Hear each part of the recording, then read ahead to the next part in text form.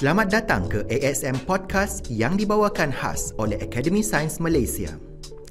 Siri podcast ini merupakan platform perkongsian topik-topik berkaitan sains, teknologi, inovasi dan ekonomi STIE secara santai dan mudah difahami. Setiap episod akan menampilkan jaringan pakar ASM yang akan berkongsi pengalaman dan pendapat mereka tentang STIE seiring dengan etos ASM. Budayakan sains, raikan teknologi, cetuskan inovasi.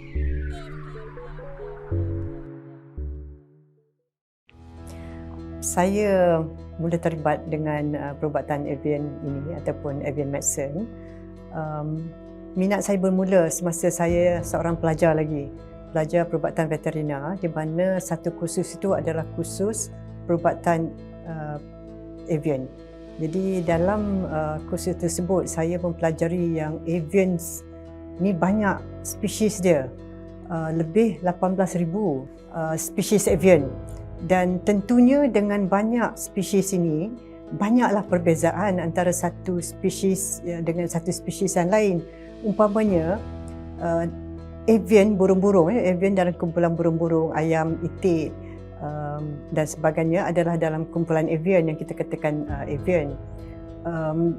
Yang paling kecil sekali burung, iaitu hummingbird, beratnya cuma 3 hingga 5 gram sahaja.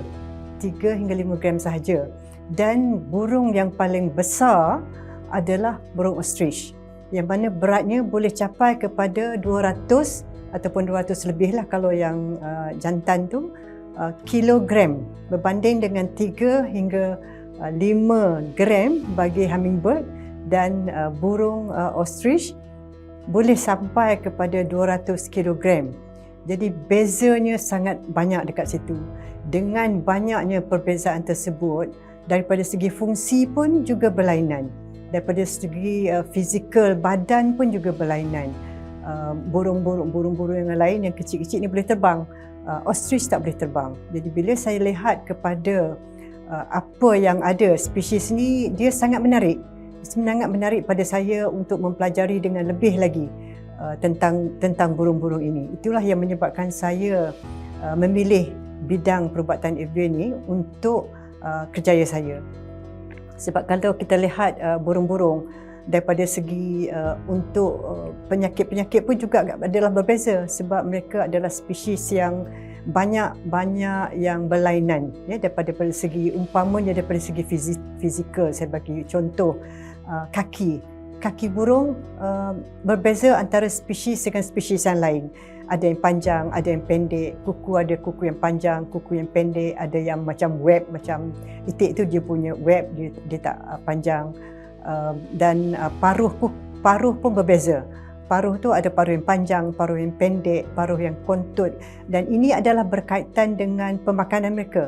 Di mana mereka mencari makan, di mana makanan yang mereka gunakan. Dan banyak lagi perkara yang berbeza antara satu spesies dengan spesies yang lain. Jadi daripada segi penyakit, ada penyakit yang dia lebih mirip kepada sesuatu spesies, ada yang spesies yang lain, burung juga, tapi penyakit tu tidak menjangkiti mereka. Jadi itulah yang membuatkan saya berminat dalam bidang perubatan avian. Dan saya dapatilah dalam kerjaya saya pun, bila kita melakukan sesuatu penyidikan, memang berbeza. Sekarang kita pun dah ada banyak di zoo, di taman-taman burung, di mana pelajar-pelajar didedahkanlah kepada burung-burung ni, dan juga tentang penyakit-penyakit.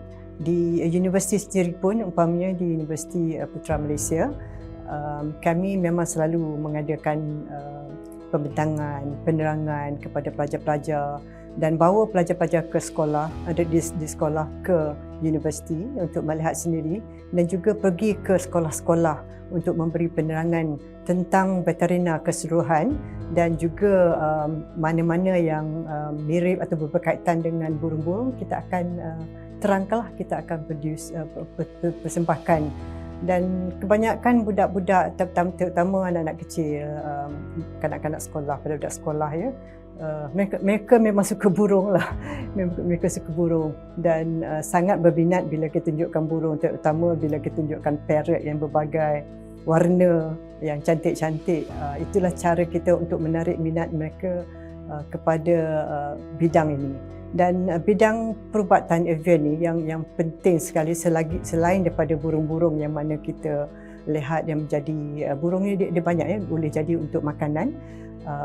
Ayam itik adalah untuk makanan, dan untuk ostrich juga ya, dia digunakan, dan burung-burung lain untuk rekreasi, untuk sebagai pet, sebagai kesayangan, burung kesayangan.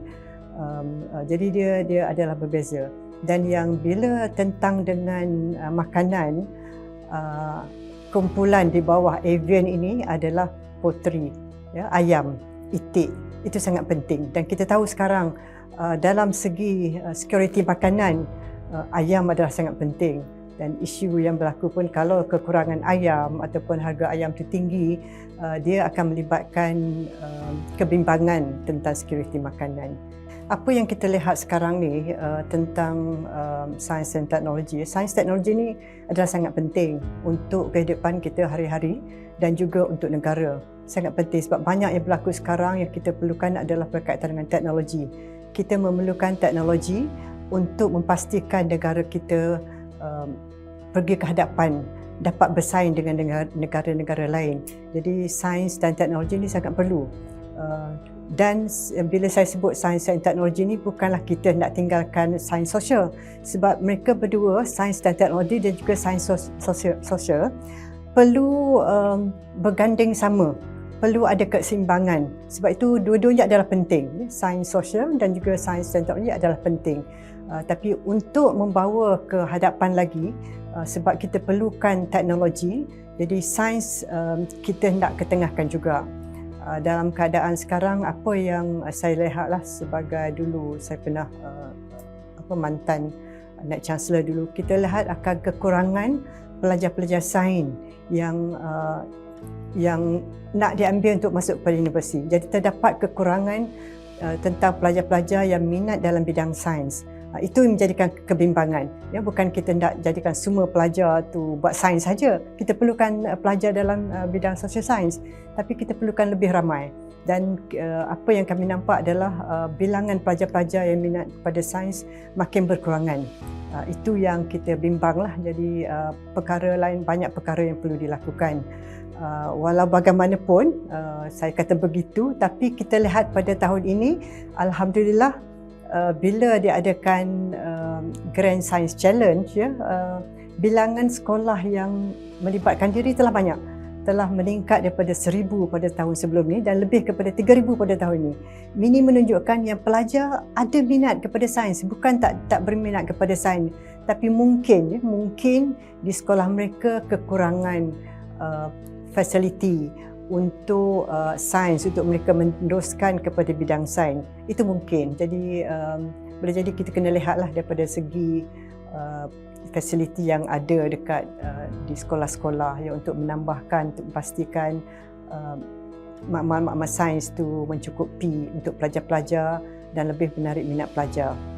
Banyak juga yang telah dilakukan untuk memperkenalkan ataupun memberi kesedaran kepada pelajar tentang sains. Kita bawa pelajar ke universiti, tunjukkan apa-apa perkara-perkara berkaitan sains, adakan pameran, adakan pertandingan tentang sains, dan memang ramai yang berminat, dan kita juga pergi kepada sekolah. Jadi perkara ni sedang berlaku lah, dan kita harap akan berterusan dan akan menarik balik minat pelajar kepada sains. Ramai minat pelajar pada sains, bukan tak perlunya semua, tapi sekurang-kurangnya ramai yang menuju pada sains untuk memastikan negara kita dapat berdaya saing lah, negara kita berdaya saing dengan negara-negara lain dalam segi teknologi untuk membawa negara kita ke depan. Jadi pelajar-pelajar daripada kumpulan sains ini sangat mustahak. Dan sains sebetulnya seronok. Siapa yang tahu sains dalam kehidupan kita hari-hari pun memang sains akan ada dekat situ. Walaupun kita bidang social science ke, bidang yang lain ke, apa yang dilakukan pada setiap hari adalah berkaitan dengan sains. Cuma kita tak sedar itu adalah sains. Kalau kita sedar perkara ini semua adalah sains, saya rasa pelajar akan lebih berminat yang melakukan, bila mereka melakukan sesuatu, apa kaitannya dengan sains, apa kaitannya dengan sains. Itu yang kita hendak supaya pelajar-pelajar memberi kesedaran kepada mereka lah. Bila sebutkan tentang perubatan avian dengan berhubung, memanglah itu adalah seharian yang perkara-perkara yang penting. Seperti saya sebut tadi, ayam adalah satu perkara yang berkaitan dengan security makanan. Jadi kita selalu berdamping dengan industri, dengan pihak industri dan juga dengan komuniti di kampung-kampung, keluar kampung-kampung, memberi penerangan tentang penjagaan siapa yang ada ayam lah, secara kecil-kecilan pun macam mana nak jaga ayam tu supaya tidak sakit. Jadi banyak terlibat dengan kerja-kerja dengan komuniti, terutama dengan peternak-peternak kecil. Peternak-peternak kecil kita banyak terlibat sama. Jadi untuk memberi mereka lebih tahu tentang kepentingan untuk menjaga kesihatan ayam dan juga itik lah, yang mana terlibat dengan makanan, security makanan, supaya ayam itik ni dapat kita bela dengan baik dan dapat mengeluarkan untuk keperluan kita semua. Dan dengan aktiviti-aktiviti di kampung-kampung lah, biasa banyak kita buat aktiviti begini dengan komuniti, dengan persatuan-persatuan pun dekat Malaysia ni pun banyak persatuan-persatuan yang berkaitan dengan ayam, avian. Avian ni unggas secara keseluruhan lah, dan dalam tu ada ayam, itik, burung.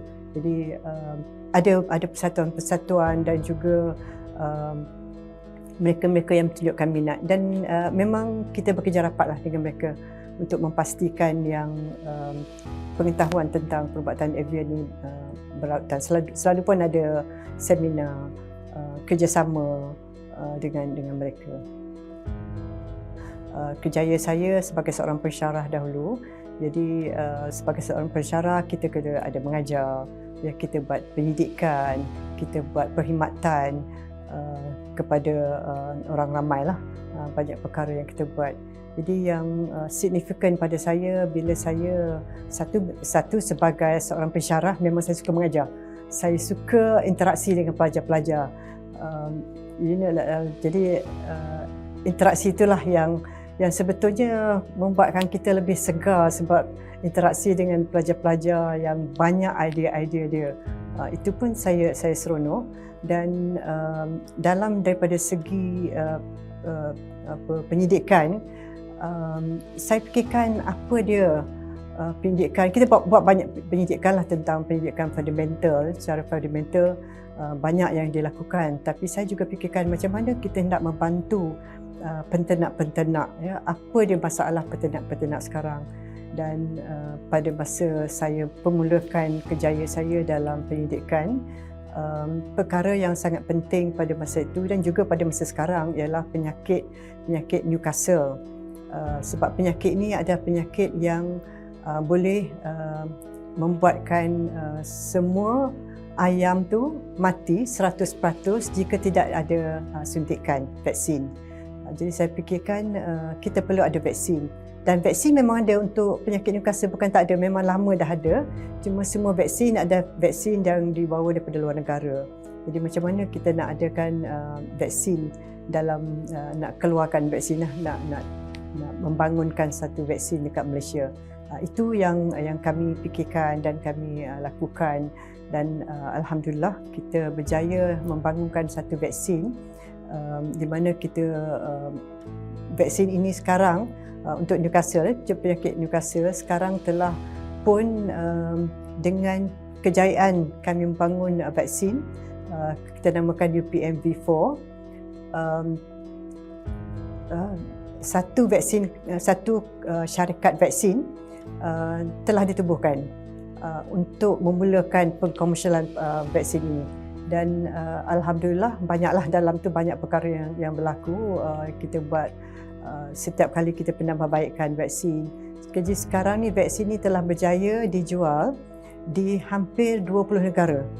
Jadi saya rasa itu adalah satu kejayaan lah untuk produk pendidikan daripada universiti, daripada institusi dapat dikeluarkan dan dikomersialkan, bukan sahaja di Malaysia tetapi di luar negara.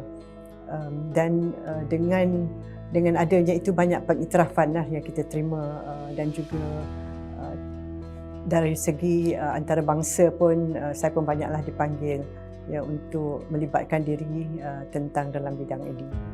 Saya juga terlibat dalam di peringkat antarabangsa tentang beberapa teknologi yang kita gunakan. Salah satu adalah penggunaan teknologi yang kita panggil Ranglink. Teknologi ini di mana pelajar di mana tempat berada, kita dapat sambungkan mereka untuk melakukan sesuatu di negara lain. Umpamanya kita telah bawa program ini ke sekolah di Perak, dan di sana pelajar diajar menggunakan teknologi ini. Pelajar yang menggunakan teknologi itu, dia menggunakan kod dia tu 6 step sahaja, sikit. Kalau kita sebelum ini berpuluh step lah untuk mencapaikan itu. Dia dapat control drone di Australia daripada Malaysia. Itu dan dengan itu banyak lagi lah perkara, umpamanya dia nak kontrol kunci rumah daripada Malaysia ke Australia ke sini. Kalau kita berada di tempat lain, boleh dilakukan dengan senang. Teknologi itu adalah satu teknologi senang. Itu salah satu contoh. Jadi dekat Malaysia ni kita baru nak dah introduce, tapi sikit saja yang orang pelajar-pelajar yang tahu, dan akan diperkembangkan lagi lah. Kita akan perkembangkan lagi. Jadi maksudnya saya di sini adalah daripada segi teknologi, memang dekat Malaysia kita perlu banyak bekerjasama dengan negara-negara yang dah bangun dah di luar sana, sebab banyak lagi teknologi yang boleh dipelajari bukan semestinya di universiti, tapi juga di peringkat sekolah pun sudah boleh dipelajari.